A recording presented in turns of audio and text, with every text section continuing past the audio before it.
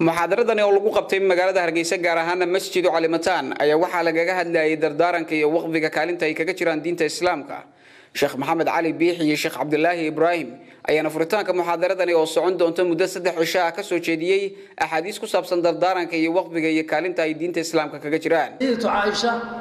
sida uu tilmaamayo Darabulsi waxa uu leeyahay ayada iyo walaasheed Asma Salama Habiba Safiya azwaajti rasuulka oorihi rasuulka ee suubana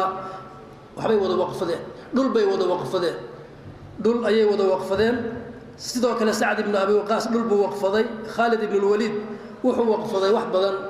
oo isugu jira aaladii wixii ku dagaalami jiray iyo wax la mid ah waxa laga yaabaa Khalid adrucada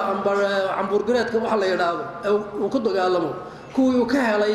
banduulayaashii Fariska amba Roomka shay kaliya oo aalada xarbiga kamid ah ayaa wuxuu goynayay maanta hadii la xisaabo maalka maanta lagu xisaabtamo malaayiin dollar ay noqon kareysay qalabka iyo aalada uu haystay oo lahaa Khalid ibn al-Walid waxaas oo dhan waa waqfaday oo wuxuu yiri fi sabiilillah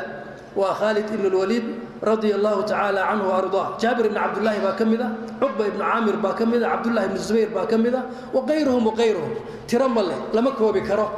وحلا كوبي كرو ما waxa ay ku ijmaaceen saxaabadu waqaf kaasay ku ijmaacsan yihiin inuu yahay shay mashruuca waa shuhrowday oo way caan baxday inay isku ittifaaqeen ilaahay raaliha ka noqdee waqafkaasi wuxuu ka sugan yahay qowl ahaan wuxuu ka sugan yahay ficil ahaan Jaabir ibn Abdullah oo kale wuxuu leeyahay lam yakun ahad min as-sahaba lahu maqdiratun illa waqaf wuxuu leeyahay ma jiro mid saxaabada kamida oo wuxuu kari karayay illa waxbu waqfaday buu leeyahay u fiirso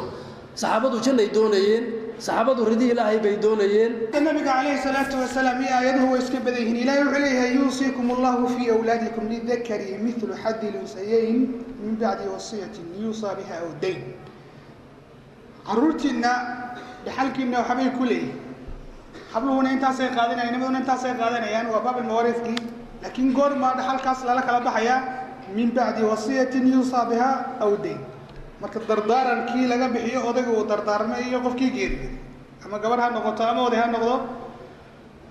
ay deynkiina laga bixiyo ayaa inta soo haray dhaxalkii dadka loo qaybinaya baadi wasiyada malso wali wasiyada la soo horeysay culimada waxay deynka la horbixinaya qofku markuu geeriyoodo mise wasiyada waxaan deynka ayaa xuquuqda bini aadamku ku tacalluqday oo dad baa leh ka hal horbixiyo wasiyadana hal lagu xigsiyo saasana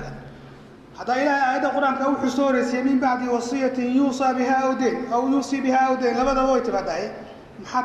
تردارا كلا سهر سي وسيدي علم ذو العلم حلو سهر سينيا حولها بني آدم كقفة كل أكسن كما رأي مركو دين كليه ويمن يا يو ذي دين تقول العقبان كلها هي السي لكن تردارا كوا حلقة يا بدو تكوني سفلين إن عدها استعمل جستي عدها استعمل جست سعد لا يدوار تردارا كأي عدها سهر سي إنه صيد دار من قفة محاضرتني oo soo qaban qaabisay muassasatu al-manaafic isla markaasina ay la kaashanayso muassasatu al-karam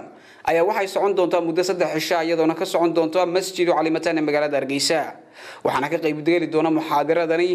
sheekhiyo kala duwan oo ka kala socda culimada dalka Soomaaliland Yacquub Saciid Kuuriye Somali News TV magaalada Hargeysa